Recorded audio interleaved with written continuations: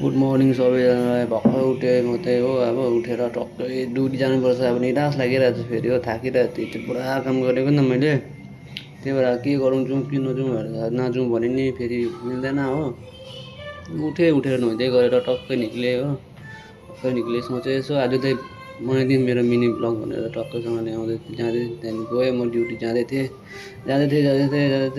टक्कै हो। फेरि यो हाम्रो रुमको फेरि सिँढी क्षमता छैन त, म हिँड्नु पर्छ ढाक ढाक ढाक गर्दै हिँडेको बल्ल हिँड्दै मुनि पुग्न आँट्यो होइन। टक्कै बल्ल मुनि पुगेँ।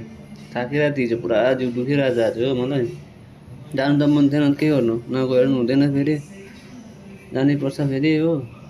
टक्कै मुनि पुगेर यसो हेरेँ, बाटो सुनसान रहेछ। कहिले सुनसान हुन्छ बिहान हो, टक्कैसँगले अब सुनसान छ बाटो होइन। टक्कैसँग गएँ, यसो सोचेँ यो मिमी किनेको थिएँ मैले। अन्त मिमी त छ, अन्डा किन्छु त्यो मिमीको अन्डा बनाएर सेलुनमा खान्छु भनेर सोचेँ। दोकान गयो, टक्कै बुढो खाना खाँदै रहेछ।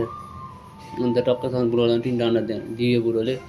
टक्कै लिएर त्यहाँदेखि चल्दै म सेलुनपट्टि जाँदा आज फेरि पानी पऱ्यो हो।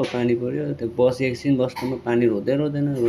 यस्तो सोचेँ अब ड्युटी ढिलो हुन्छ, ढिलो भयो भने फेरि ग्याङ हुन्छ। मलाई ग्याङ मन पर्दैन फेरि हो। जिजो ल सेलुनमा आएर बनाएर टक्कै अब चाहिँ रेडी बनाएर खान थालेँ। त्यहाँदेखि खाएँ, डाङ्गै खाइदिएँ होइन। भोक लागिरहेको थियो, खाइदिएँ। घरमा त खाँदैन थियो होला, बाहिर हो के गर्नु, खानैपर्छ हो। टक्कैसँगले जस्तोसुकै बनाएर नि होइन। बनाउनु त्यति साह्रो आउँदैन मलाई, तर नि कस्तो भयो, तर मिठो लाग्यो। भोक लागेको बेलामा होला मिठो भएको थियो।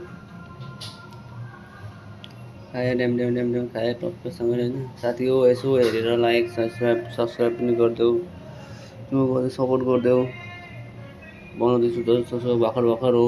केही गल्ती भयो भने बताइदेऊ, गल्ती सल्ती छ भने भनिदेऊ मलाई। यस्तो गल्ती भयो, यसलाई अलिक सुधार्नुपर्छ भनिदेऊ।